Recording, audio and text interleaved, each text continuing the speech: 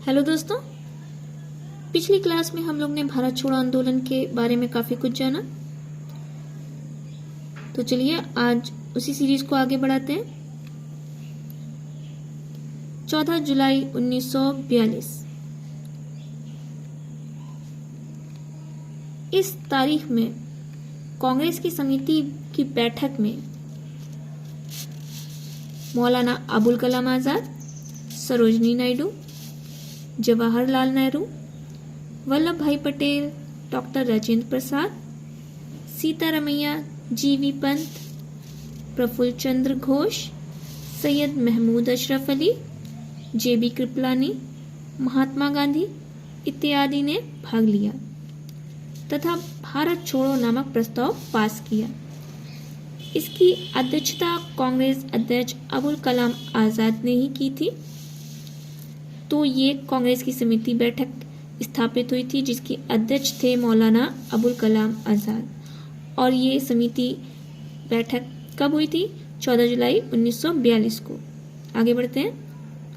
7 अगस्त 1942 7 अगस्त 1942 को मुंबई के ऐतिहासिक ग्वालियर टैंक में अखिल भारतीय कांग्रेस कमेटी की वार्षिक बैठक हुई, जिसमें वर्धा प्रस्ताव, भारत छोड़ो मतलब की पुष्टि हुई।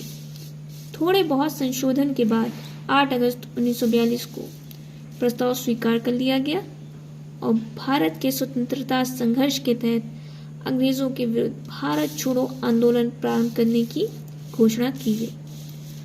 8 अगस्त 1942 8 अगस्त 1942 को अखिल भारतीय कांग्रेस कमेटी की बैठक में पंडित जवाहरलाल नेहरू द्वारा भारत छोड़ो प्रस्ताव पेश किया गया, जिसका सरदार वल्लभ भाई पटेल ने समर्थन किया था।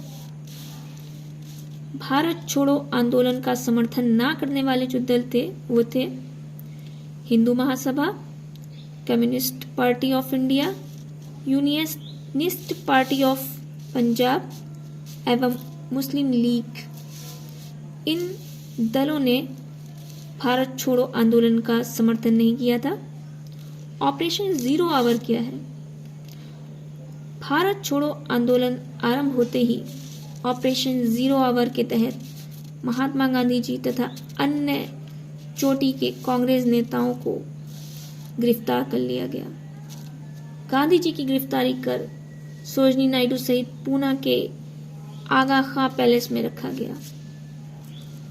तो गांधी जी को गिरफ्तार करके कहाँ रखा गया था? आगा खां पैलेस में, और सरोजनी नायडू को भी। फिर कांग्रेस कार्य समिति के सदस्य नेहरू, अबुल कलाम आजाद, गोविंद वल्लभ पंत, डॉक्टर प्रफुल्ल चंद्र घोष और डॉक्टर पट्टाभी, सीतारमैया, डॉक्टर सैयद महमूद, आचार्य कृपलानी को अहमदनगर किले में रखा गया। कांग्रेस कार्य समिति के सदस्य राजेंद्र प्रसाद मुंबई नहीं आए थे, उन्हें पटना में ही गिरफ्तार कर लिया गया और वहां गिरफ्तार कर पटना के बांकीपुर जेल में नजरबंद रखा गया। गुप्त रेडियो प्रसारण जो था, हमने कल की क्लास में पढ़ा था, इसको किसने प्रसारित किया था? इसकी स्थापना किसने की थी? उषा मेहता ने। कल की क्लास में हम ये पढ़ चुके हैं। तो गुप्त रेडियो प्रसारण भारत छोड़ो आंदोलन के दौरान बम्बई के विभिन्न भागों से कांग्रेस का गुप्त रेडियो प्रसारित किया जाता था, जिसे मद्रास तक सुना जा सकता था। राम मनोहर लोहिया नियमित रूप से इस रेडियो पर प्रसारण करते थे। बीमारी 6 मई 1944 को क्या हुआ था? बीमारी के आधार पर गांधी जी को 6 मई 1944 को रिहा कर दिया गया। आगे बढ़ते हैं। भारत छोड़ो आंदोलन के समय भारत के प्रधान सेनापति लॉर्ड बेवेल थे, जो कि बाद में वर्ष 1943 से 1947 तक भारत के वायसराय और गवर्नर जनरल भी रहे। इस आंदोलन के समय इंग्लैंड के प्रधानमंत्री चर्चिल थे। कांग्रेस द्वारा भारत छोड़ो आंदोलन का प्रस्ताव पारित करते समय कांग्रेस अध्यक्ष मौलाना अबुल कलाम आजाद थे। वे वर्ष 1940 के रामगढ़ अधिवेशन में कांग्रेस अध्यक्ष बने तथा वर्ष 1941 से 1945 के मध्य 5 वर्षों तक कांग्रेस का कोई वार्षिक अधिवेशन न हो सका। इन 6 वर्षों में अबुल कलाम आजाद कांग्रेस के अध्यक्ष बने रहे। वे स्वतंत्रता पूर्व भारतीय राष्ट्रीय कांग्रेस को सबसे लंबे समय तक और सबसे नाजुक दौर में अध्यक्ष रहे। तो लंबे समय तक कौन रहे अध्यक्ष? जब भारत देश आजाद नहीं हुआ था, अबुल कलाम आजाद कांग्रेस के। महात्मा गांधी ने के भारत छोड़ो आंदोलन के दौरान अमेरिकी पत्रकार लुई फिशर उनके साथ थे। जो अमेरिकी पत्रकार लुई फिशर थे, महात्मा गांधी के साथ थे भारत छोड़ो आंदोलन के दौरान, और ये इनके जीवनीकार भी थे। ये आप लोगों को याद रखना है। महात्मा गांधी के जीवनीकार किसने किया है, किसने लिखा है जीवनी को? इनकी अमेरिकी पत्रकार लुई फिशर ने। अमेरिकी बुद्धिजीवी पर्ल बक, एडगर स्ट्रो, एमएल सुरमेन, नॉर्मन थॉमस के साथ लुई फिशर ने भारतीय स्वतंत्रता की मांग की।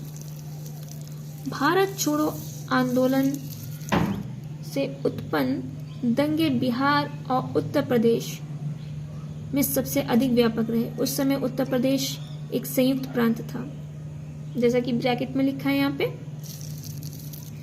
यहाँ विद्रोह जैसा माहौल बन गया।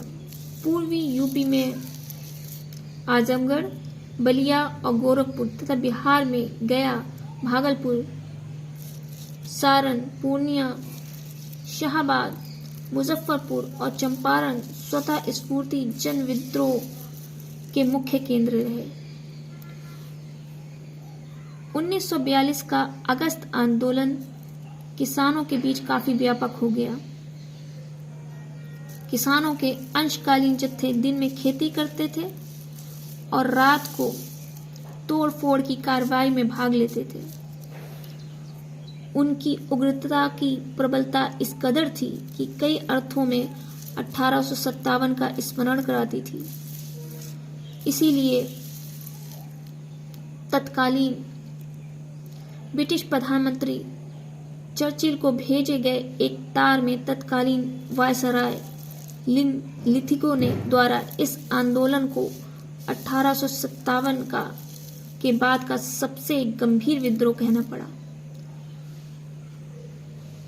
भारत छोड़ो आंदोलन के दौरान जयप्रकाश नारायण ने हजारीबाग के सेंट्रल जेल से फरार होकर भूमिगत गतिविधियों को संगठित किया।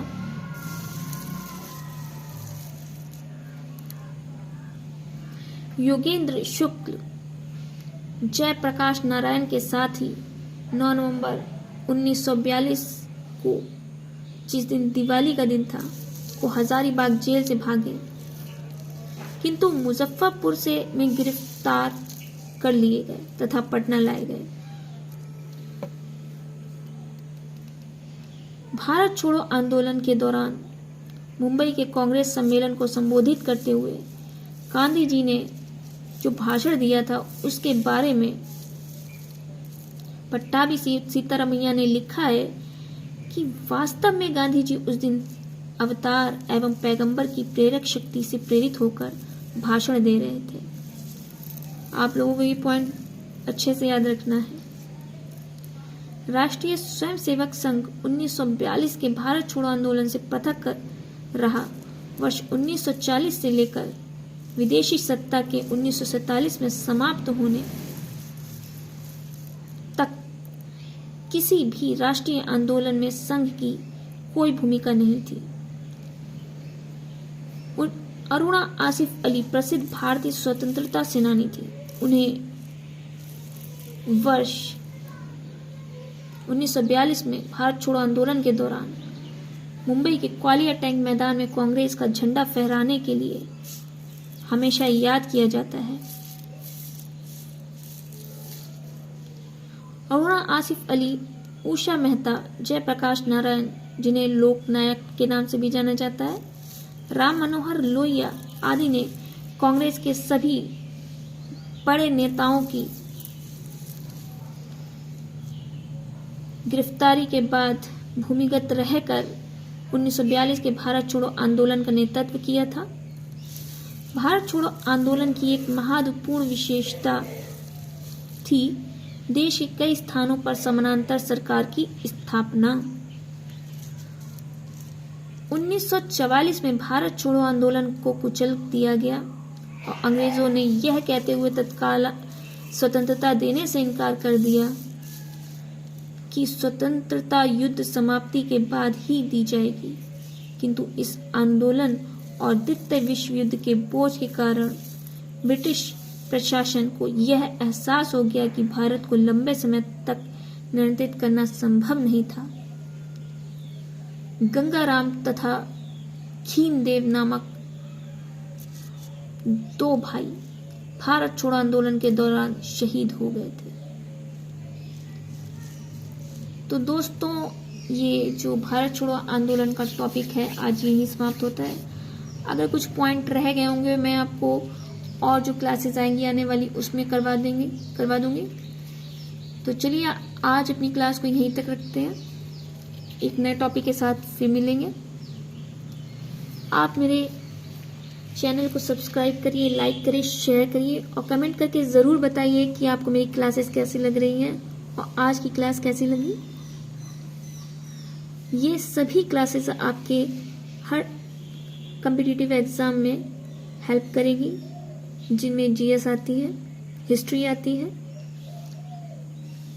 तो चलिए यहीं पर अपनी क्लास समाप्त करते हैं। धन्यवाद।